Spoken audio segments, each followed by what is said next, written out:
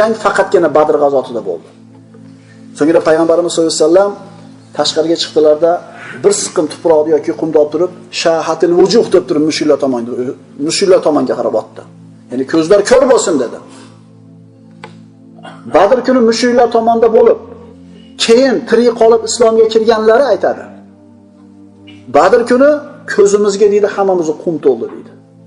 Birortamiz xot omon qolmadik. Hamma ko'zini mashina qilib ovora bo'lib qoldi ishqalab. Mana shu otishlik haqida Alloh aytadi.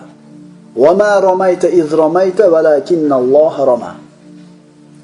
Ey Muhammad, ularning yuziga qo'lingizdagi bir siqim tuproqni otgan paytingizda siz otmadingiz, balki Alloh otdi. Bu jangni Alloh taolo o'zi idora qilyapti. Bandalar faqatgina vosita. Bandalar faqatgina vosita. Alloh xohlagan ish bo'ladi. Bandalar bunga yordam beradimi, bermaydimi, Alloh aytgani bo'ladi.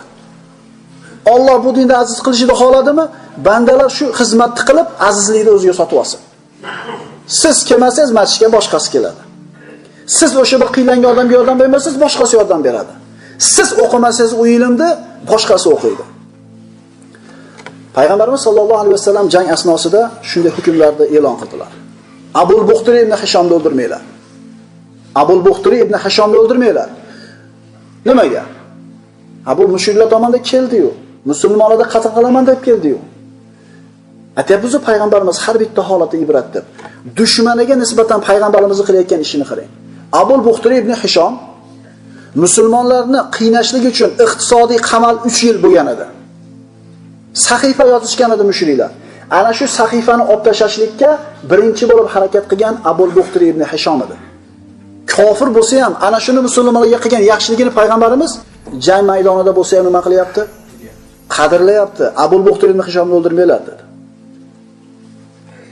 Yana Banu Hoshimni qatl qilmanglar, chunki Banu Hoshimdan bo'lganlar payg'ambarimiz urug'i. Majbur qolishdi, jangga rag'bat yo'q edi bular. So'ngra Abbos ibn Abdul Muttolibni qatl qilmanglar dedi. Payg'ambarimiz amakisi mushriklar tomonidan.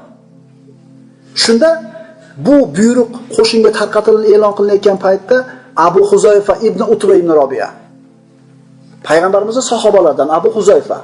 Bu Abu Huzayfa hozir qatl qilingan Utbaning o'g'li. Hozirgi qatl qilingan Shaybani jiyani. Hozirgi qatl qilingan Validning ukasi. Musulmonlar qatorida turgan Abu Huzayfaning otasi, inisi, amakisi ko'zining oldida qatl bo'ldi. Joni nihoyatda bir achishib turgan edi. Endi payg'ambarimizni Abbosni o'ldirmanglar degan buyrug'ini aytganda, bo'yiga alamda turib, jahl ustida bittamizni otamiz, inimiz, amakimiz qatl bo'ladi-yu, Abbos o'lmaydi ekanmi? Allohga qasam, ro'baramga kelsa, uni yuziga qilich bilan uraman dedi.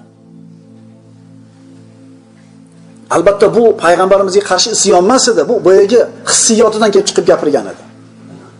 Payg'ambarimiz sollallohu alayhi vasallamga bu narsani xabar yetganda payg'ambarimiz nima dedi? Ey Umar dedi. Nabiyingni amakisini yuziga qilich bilan urishlikka yo'l qo'yasanmi dedi. Shunday qilishni sug'ordida Umar ibn Xattob, "Ya Rasululloh, ruxsat bering, Abu Huzayfani bo'ynini uzib tashlang, munofiq bo'lib qopti" dedi. Shu gap kifoya qildi. Abu Huzayfa keyin aytadi, "Bilmay qoldim qanday chiqib ketganini" deydi. Va umri davomida qiylanib yurdi, aytardiki, bu so'zni mendan faqat shahidlikni yutib tashlaydi. Shahidlikkina mendan bu so'zni yutib tashlaydi. Va ana shu musulmonlarga qarshi bo'lgan jangda u kishi shahidlikni topdi. Rasulullohga gunohkor bo'lishlikdan, osiy bo'lishdan mana shunday qattiq qo'rqishadi. Jang boshlandi. Abul Buxtari ibn Hishomni o'ldirmanglar dedi payg'ambarimiz. Mujazzir ismli bir sahoba jang asnosida Abul Buxtariga to'g'ri kelib qoldi.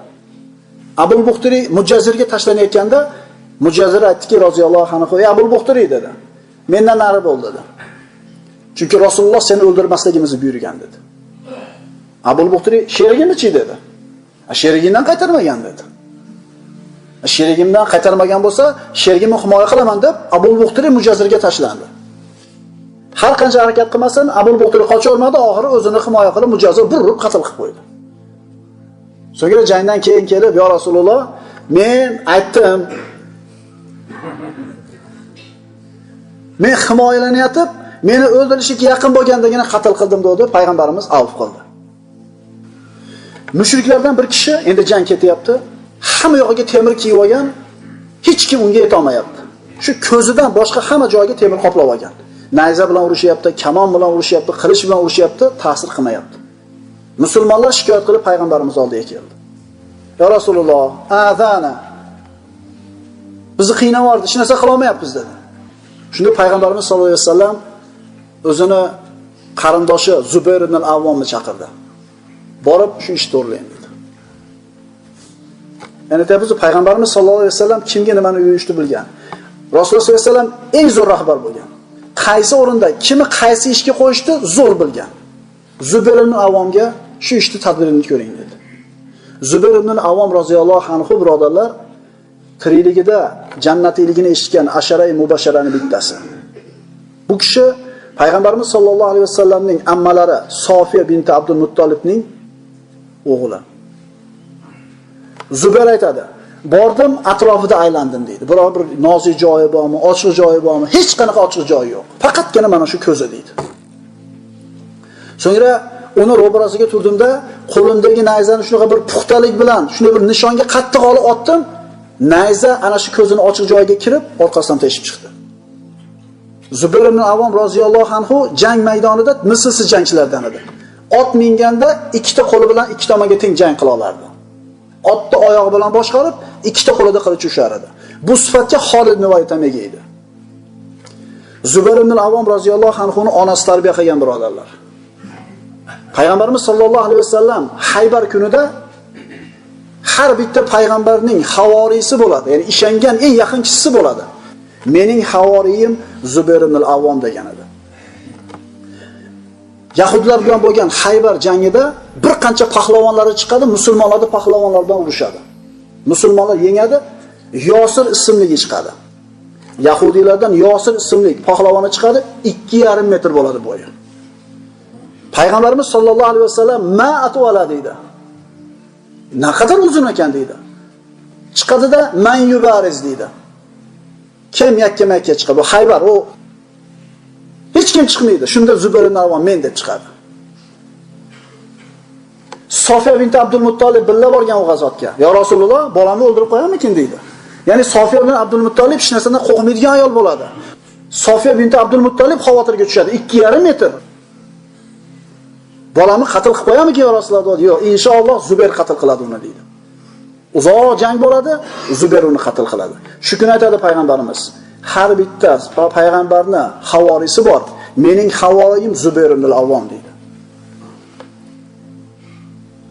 Jang asnosida sahobalardan Qatoda roziyallohu anhu jarohatlandi. Yuziga qilich tegdi-da, ko'zi pastga sangilab tushib qoldi. Ansorlar uni kesib tashlaymiz kelganda to'xtanglar dedi. To'xtanglar dedi. Rasululloh ko'rsa nima qilarkin dedi. Rasululloh sollallohu alayhi vasallam oldiga bordi. Payg'ambarimiz sollallohu alayhi vasallam muborak qo'llari bilan ko'zini ushadilarda, sekin joyiga solib silab qo'ydi, ko'z asl holiga qaytdi. Vallohi dedi, qaysi ko'zim jarohatlanganini bilmayman dedi. Ansorlardan 2 yosh yigit, Muoz va Avf ibn Afrolar. Boyaga muborazaga yurib chiqqan 2 yigit. Bittasi 15 yashar, bittasi 16 yashar. Abdurrahmon ibn Avf aytadi, Abdurrahmon ibn Avf jang orasida deydi, jang ketayotganda o'ng tomonida bittasi, chap tomonida bittasi jang qilyapti deydi. Endi to'g'ri shug'ullangan, shijoati bor, lekin jangga birinchi marta chiqishi, tajribasi yo'q. Shuning uchun yoningda sal bir tajribasi borroq odam bo'lishini xohlading deydi jangda.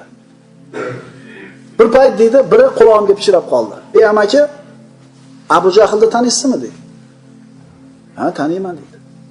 "Nima qilasiz uni?" desa, "Eshitishimcha Makkada payg'ambarimizga eng qattiq aziyat bergan Abu Jahl ekan" deydi. "Nima qilasiz uni?" desa, "Qatl qilaman" deydi. 15 yashar bola. Qo'shinni qo'mondonini mo'ljallayapti.